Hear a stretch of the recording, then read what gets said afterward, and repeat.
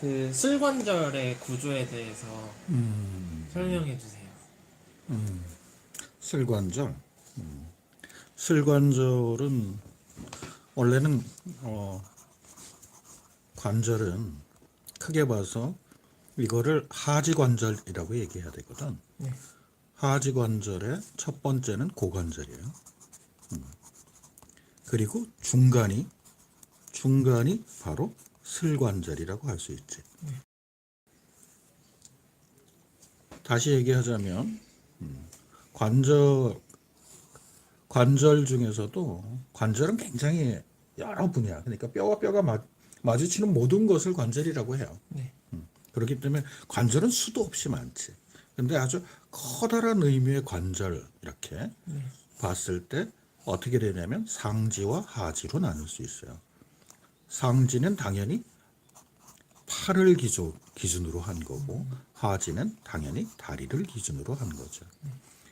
다리를 기준으로 했을 때 골반과 연결되는 고관절이 있고 중간 부분에는 바로 아랫부분과 윗부분 상완이 아니지 대퇴와 연결되는 슬관절이 있는 거죠.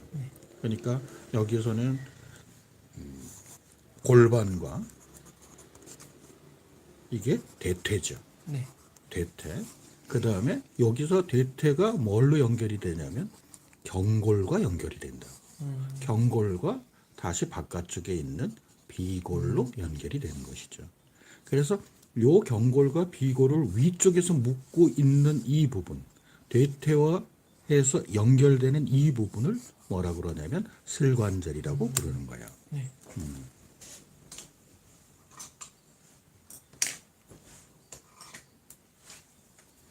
그래서 이 부분을 슬관절이라고 하는데 바로 이 연결되는 부분을 슬개골이라고 하고 슬개골은 이렇게 무릎 부분을 이렇게 돼서 아랫부분에 넥타이 모양 비슷하게 생긴 경골이 이렇게 안쪽으로 이렇게 돼 있는 것입니다.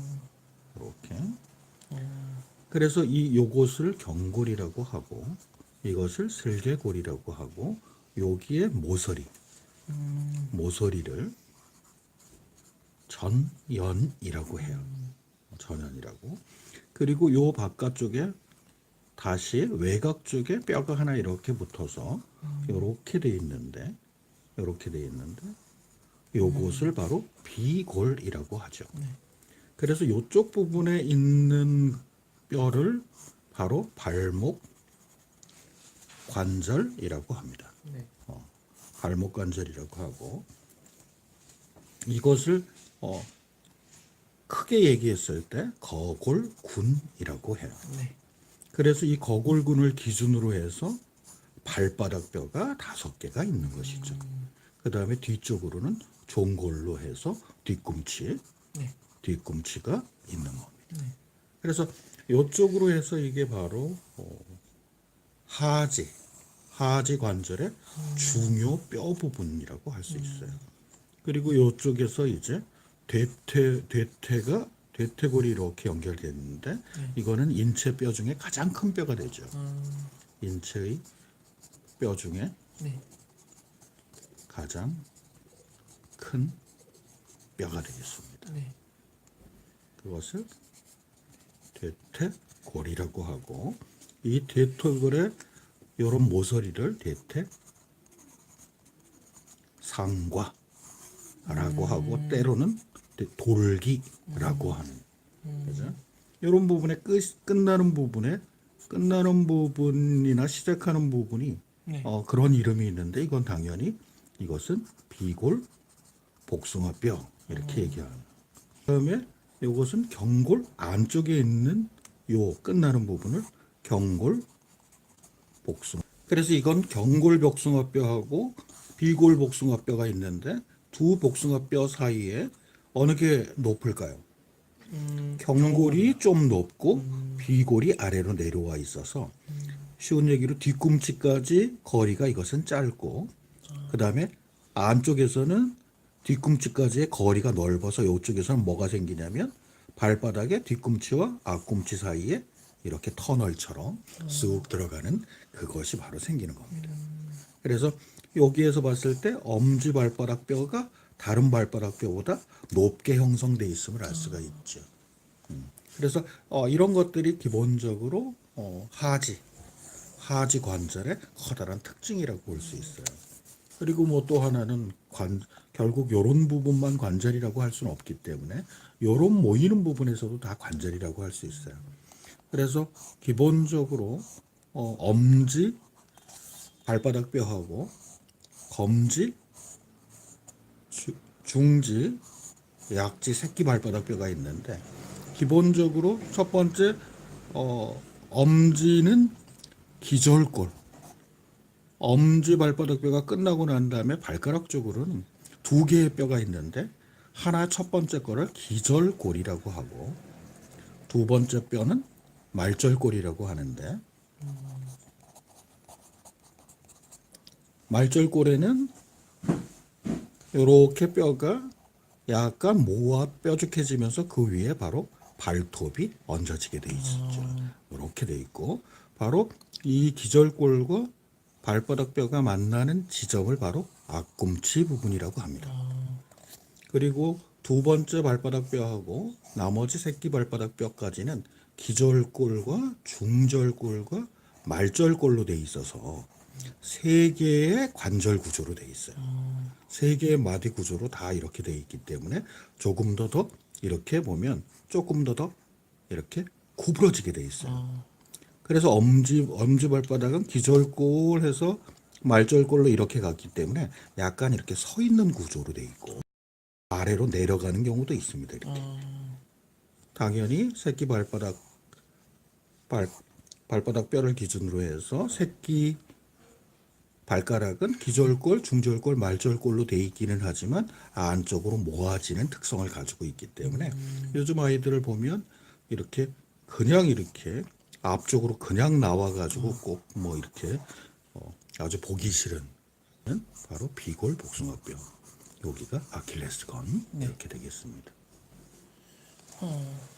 그래서 이게 슬관절을 기준으로 해서 발목 관절 이론적으로 이렇게 점검을 하고 광원에 따라서 이것이 처리가 돼야 되는데 보편적으로 이런 구조를 알고 있는 학생들이나 선생님들까지도 확실하게 자기 머릿속에 숙지하고 있는 것이 아니기 때문에 세밀하게 가르쳐 주는 경우가 굉장히 없죠. 선생님 그러면요 일반적으로 그 수평과 수직이가 그 슬관절 부분이 어떻게 나뉘어지는지가 궁금해요. 일반적으로 그림을 지도하면서 쓰는 용어들이 아니에요. 왜 이런 용어들을 안 쓰게 됐는지 그거는 참 의문이 가기도 하고 그런데 아마 그 서양의 그러니까 일본에서 미술이 들어오면서 일본적 시각 무엇인가 유럽의 미술을 보고 일방적으로 따라가야 한다라는 그 강박관념 그런 것들 때문에 미국의 용어들이 유럽의 용어들이 그냥 일본화되는 형식으로 번역이 되면서 그것이 아마 우리에게 강요되는 것 때문에 생겨난 문제인 것 같아요. 그래서 막연한 관찰, 물체를 관찰을 해가지고 그 물체가 가지고 있는 기본적인 특성에 대해서 우리가 한번 생각해 봐야 하는데 이 발목 구조 슬관절을 기준으로 해서 수평 부분과 수직 부분과 이런 것들을 세밀히 나누는 방법은 물론 당연히 있겠죠. 네. 왜냐하면 근육들이 그것을 감싸고 있고 힘줄들이 각각의 관절들, 각각의 뼈들을 이렇게 단단히 부여잡고 있기 때문에 그 구조의 흐름을 알면 그것이 수직 방향인지 수평 방향인지 우리가 구분할 수 있어요. 네. 그런 구분을 근거로 해서 우리가 꺾어지는 그런 부분에서 커다란 수평과 커다란 수직, 그 다음에 슬관절에서 경골두로 내려오면서 느껴지는 미묘한 수평 찾기 이런 것들이 우리가 한번 근육의 흐름 방향, 힘줄의 흐름 방향을 보면서 그것을 한번 머릿속에 둔다는 건 굉장히 좋은 일이죠. 그러나 오늘 그것을 이렇게 요런 전체적인 방식으로 설명하기는 조금 그렇고 그림을 참고로 이렇게 봐주면서 그런 과정 속에서 들어.